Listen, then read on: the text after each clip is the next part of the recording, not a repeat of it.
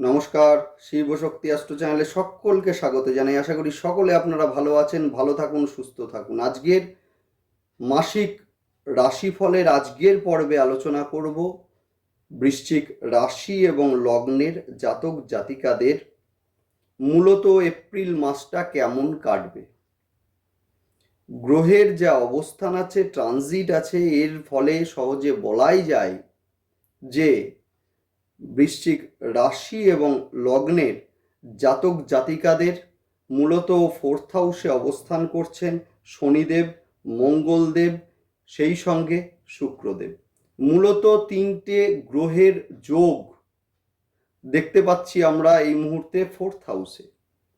সেই সঙ্গে ফিফথ হাউসে অবস্থান করছেন রবি, বুধ, সেই সঙ্গে রাহু। সিক্সথ হাউসে অবস্থান করছেন বৃহস্পতিদেব এবং সেই সঙ্গে 11th হাউসে অবস্থান করছেন হচ্ছে মূলত কেতুদেব। সুতরাং এপ্রিল মাসটা কেমন কাটবে দেখুন, পুঙ্খানুপুঙ্খ আলোচনা করব আমি, নাক্ষত্রিক বিশ্লেষণ সেই সঙ্গে প্রতিকার সহ। দেখতে থাকুন আপনারা ভিডিওটা সম্পূর্ণ। মূলত যে সমস্ত সমস্যাগুলো ছিল সেগুলো 14th এপ্রিল ভীষণভাবে কাটবে। বিশেষ করে বৃশ্চিক রাশি এবং লগ্নের জাতক জাতিকাদের কর্মক্ষেত্রে যে সমস্ত সমস্যাগুলো হচ্ছিল, বিশেষ করে কর্মপ্রাপ্তি বা কর্মস্থলে ঝামেলা, সেই সঙ্গে আর্থিক অবনতি, সেগুলো কিন্তু মূলত 14th এপ্রিলের পর থেকে দেখব আমরা কাটবে। কিভাবে কাটবে? রবি মীন থেকে ট্রানজিট করবে মেষ রাশিতে, যেখানে রবিদেব উচ্চস্থ হবে।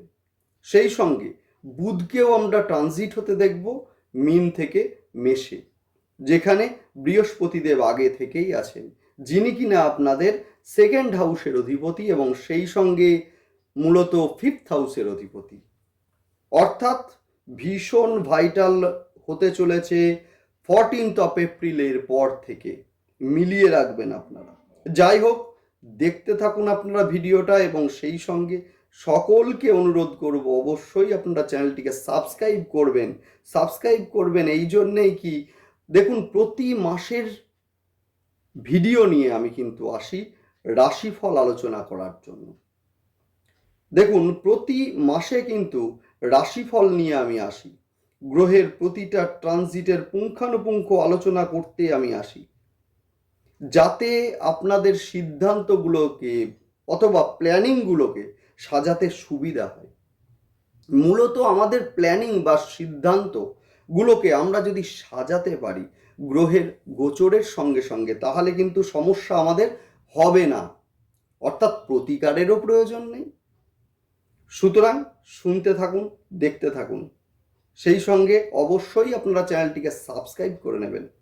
যাই হোক, বৃশ্চিক রাশি এবং লগ্ন যে কিনা স্থির রাশি এবং জলরাশি, অর্থাৎ এরা কিন্তু যে সিদ্ধান্ত গ্রহণ করে সেটা কিন্তু এরা করবেই। সেই সঙ্গে সাধারণত কোনো ঝামেলার মধ্যে এরা কিন্তু জড়াতে চায় না, কিন্তু যদি অন্যায়ভাবে এদেরকে জড়ানো হয় এরা কিন্তু ভীষণ ভয়ঙ্কর হয়ে উঠতে পারে। জীবনে উত্থান পতন এদের কিন্তু থাকলেও সেই উত্থান পতনের মাঝেও এস্টাবলিশ করা, নিজেকে প্রতিষ্ঠিত করা, এইটার একটা মানসিকতা এদের কিন্তু অবশ্যই থাকে। জলরাশি হওয়ার কারণে এরা কিন্তু সংসারে সকলের সঙ্গে মানিয়ে চলতে পছন্দ করে, সকলের আনন্দের জন্য।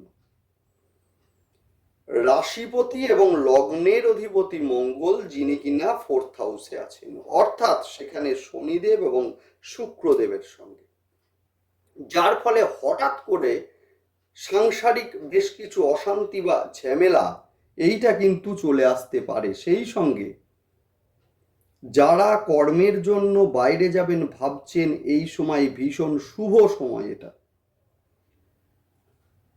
দেখুন, এই সময়ে বিশেষ করে প্রতিবেশীদের সঙ্গে অথবা ভাই বোনদের সঙ্গে মতান্তর হওয়ার একটা সম্ভাবনা, এটা কিন্তু এই সময়ে থাকছেই। মোটামুটি 14 এপ্রিলের পর থেকে কিন্তু আমরা দেখব রবি ট্রানজিট হচ্ছে মেষ রাশিতে। এই যে 14 এপ্রিলের মাঝের যে স্প্যানটা, অর্থাৎ এখন থেকে 14 এপ্রিল, এই সময়টা বিশেষ করে পিতার শরীরের দিকে নজর অবশ্যই আপনারা রাখবেন। তার কারণ পিতার কিন্তু শারীরিক অসুস্থতার যোগ বা লক্ষণ এই সময়ে কিন্তু লক্ষ্য করা যাচ্ছে। সেই সঙ্গে বলবো বুধ এবং রাহুর যে সংযোগ হয়েছে মিনে, অর্থাৎ যার ফলে কি হবে না, যার ফলে কিন্তু আপনাদের আর্থিক ব্যয় যেটা, অর্থাৎ অর্থাৎ একাদশ স্থানের অধিপতি বুধ, ম্যাচিওর বুধ, যিনি কিনা নিচস্থ হয়ে আছেন মীন রাশিতে রাহুর সঙ্গে, যার ফলে কিন্তু সিদ্ধান্তগুলোকে ভেবে চিনতে নেবেন। হঠাৎ করে বুদ্ধির কোনো ভুল, সেটা কিন্তু ভবিষ্যতে বিপর্যয়কে ডেকে আনতে পারে। সেই কারণে দেখুন, অবশ্যই কিন্তু ভেবে চিনতে সিদ্ধান্ত গ্রহণ করবেন। গৃহ ক্রয় করার ক্ষেত্রে বা সম্পদকে ক্রয় করার ক্ষেত্রে বলবো, যে কোনো আইনজীবীকে দিয়ে সার্চিং অবশ্যই আপনারা করিয়ে নিন, না হলে কিন্তু পরে সমস্যা আসতে পারে। সন্তানের ক্ষেত্রে কিন্তু এই সময়ে জেদ, রাগ, সেগুলো কিন্তু, এবং সেই সঙ্গে ছলনার আশ্রয়, সেগুলো কিন্তু এই সময়ে লক্ষ্য করা যাবে। সেই সঙ্গে পড়াশোনায় অমনোযোগিতা, এইটাও কিন্তু এই সময়ে লক্ষণীয়। তাই একটাই কথা বলবো, সন্তানের সঙ্গে বন্ধুর মতো মিশুন। অবশ্যই আমি প্রতিকারও আলোচনা করব, শুনতে থাকুন আপনারা। এই সময়ে যেটা করবেন সেটা হচ্ছে ধর্মীয় স্থানে ভ্রমণ এই সময় ভীষণ উপযোগী। স্বামী এবং স্ত্রীর ক্ষেত্রে, অর্থাৎ স্বামী অথবা স্ত্রীর ক্ষেত্রে এই সময়ে কিন্তু কোমর, হাঁটু, পা বা অস্থিজনিত সমস্যা বা পুরনো কোনো রোগের প্রাদুর্ভাব এই সময়ে কিন্তু ঘটার সম্ভাবনা আছে। বৃহস্পতি যাদের নেডাল চার্টে বকরি আছে, এদের কিন্তু পেটের সমস্যা, লিভারের সমস্যা এই সময়ে কিন্তু বাড়তে দেখতে পাওয়া যাবে। রবি এবং রাহুর সহযোগে 14 এপ্রিলের মধ্যে রবি যাদের নেডাল চার্টে ভালো অবস্থায় নেই, হঠাৎ করে সম্মান হানির একটা আশঙ্কা এইটা কিন্তু লক্ষ্য করা যাচ্ছে। সেই সঙ্গে বলবো, আপনাদের বেফাস কোনো মন্তব্য যেটা কিন্তু সমস্যার সৃষ্টি করতে পারে বা অন্যজনার মধ্যে ভুল বোঝাবুঝির সৃষ্টি করতে পারে। অর্থাৎ অর্থাৎ কথা বলার ক্ষেত্রে একটাই কথা বলবো, যে আপনারা বলুন কম, শুনুন বেশি 14 এপ্রিলের মাঝামাঝি সময়টা বা এই স্প্যানটাতে। নেক্সট আসবো নাক্ষত্রিক বিশ্লেষণের ক্ষেত্রে। বিশাখা নক্ষত্রের জাতক জাতিকাদের কিন্তু মূলত পেট বা লিভার জনিত সমস্যা, হঠাৎ করে অর্থের আগমন, এইটা কিন্তু বিশাখা নক্ষত্রের জাতক জাতিকাদের লক্ষ্য করা যাচ্ছে। যদিও সন্তান নিয়ে দুশ্চিন্তা এই সময়ে কিন্তু বিশাখা নক্ষত্রের জাতক জাতিকাদের বৃদ্ধি পাবে। নেক্সট আলোচনা করব অনুরাধা নক্ষত্রের জাতক জাতিকাদের। এই সময়ে কিন্তু পায়ে চোট আঘাত লাগার একটা সম্ভাবনা আছে। যে কোনো ধর্মীয় স্থানে ভ্রমণ এই সময়ে হতে পারে। জ্যেষ্ঠা নক্ষত্রের জাতক জাতিকাদের বলবো, নিজের আত্মবিশ্বাসকে বৃদ্ধি করুন। হঠাৎ কোনো মন্তব্যের দ্বারা কিন্তু ভুল বুঝাবুঝির সৃষ্টি হতে পারে।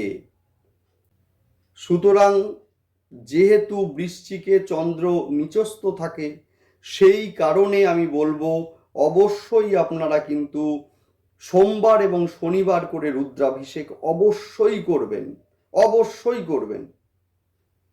মঙ্গলবার এবং শনিবার করে হনুমান চল্লিশা পাঠ অবশ্যই আপনারা করুন। 14 এপ্রিল পর্যন্ত, যতদিন রবি এবং রাহু একসঙ্গে আছে, অবশ্যই সকলকে বলবো সকালবেলায় পূর্ব দিকে মুখ করে সূর্যার্ঘ্য প্রদান করুন, দুর্দান্ত রেজাল্ট পাবেন। কর্মের ক্ষেত্রে দারুণ রেজাল্ট পাবেন, মিলিয়ে রাখবেন। যাই হোক, ভালো থাকুন সবাই, সুস্থ থাকুন। সেই সঙ্গে আবারও সকলকে অনুরোধ করব অবশ্যই আপনারা চ্যানেলটিকে সাবস্ক্রাইব করে নেবেন, সঙ্গে থাকুন। নমস্কার।